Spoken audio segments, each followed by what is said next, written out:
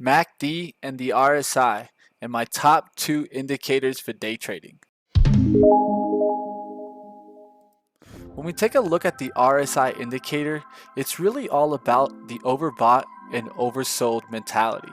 At the end of the day, guys, there's always the waves of trading, and there's going to be waves where there's buyers coming in, sellers coming in, and because of this, what ends up happening is there's usually an extension towards one side, whether it be getting to that overbought side when you're going to see this kind of go up past that 80 up into the hundreds, and then there's also times where you're seeing people just hit the bid way too much, the bears are way too much in, and times get oversold and the RSI gets lower than 25. Alright traders, let's go ahead and look at a different chart here and check out the RSI here at the bottom. You can clearly see that we're getting towards this 100 range and that we've gotten this drive out here, and that's really the important part, is that we've gotten that nice drive out and we have a clear resistance drawn here at 1690. What you want to really look for, and when you're looking at the RSI, is anything over that 90 area, and you're going to be in the oversold.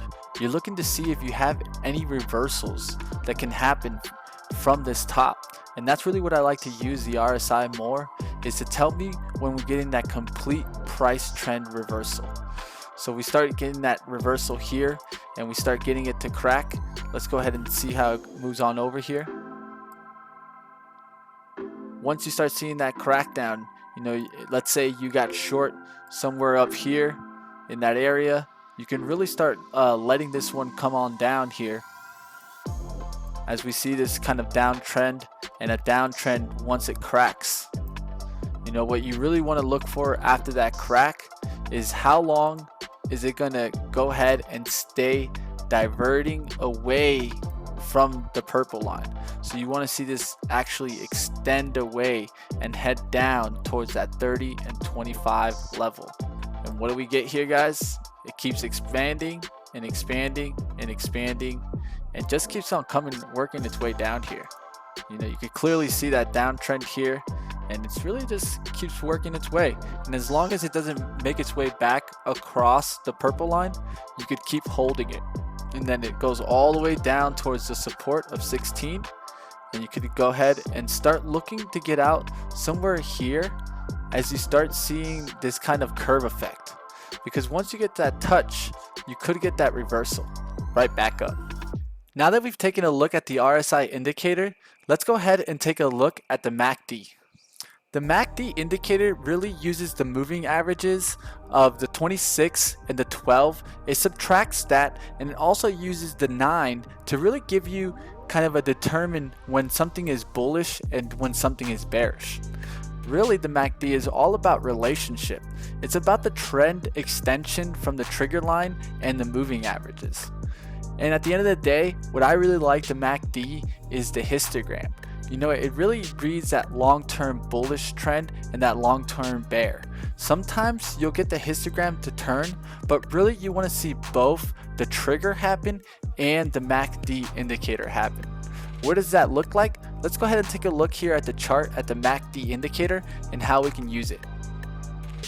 Alright traders, let's go ahead and take a look here at the MACD indicator here. You can clearly see this stock, broke out.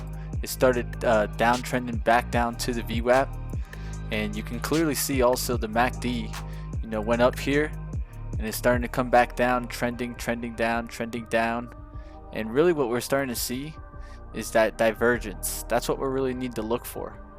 We really need to look to see if we are going to get farther away from that white line and move further in the red and crack this, or are we going to get closer here and start breaking upwards here? That's really what we need to look for, because if we can get above here, we can start cracking back up and turning green. Let's go ahead and see what we get here. As we get a little closer, you can see the bottom, how we're starting to tighten up, and then we even touch right here as we're starting to break out. What you want to see is that full crossover and then a green candle come on the histogram. There you go.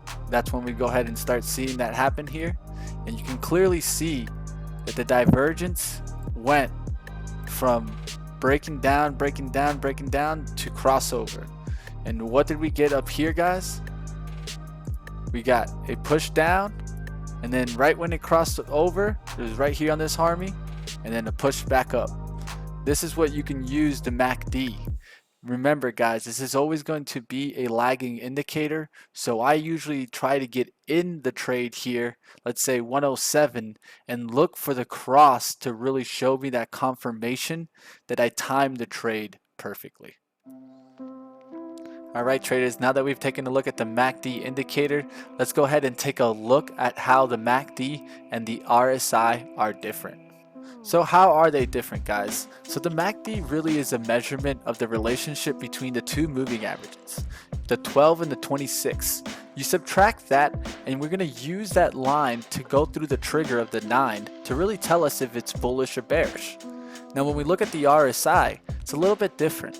It's looking at the price change correlation from those recent highs and lows, and how far the bears are really pushing down on a stock and how far the bulls are really pushing up on a stock. At the end of the day, guys, both indicators are going to be what I call lagging indicators.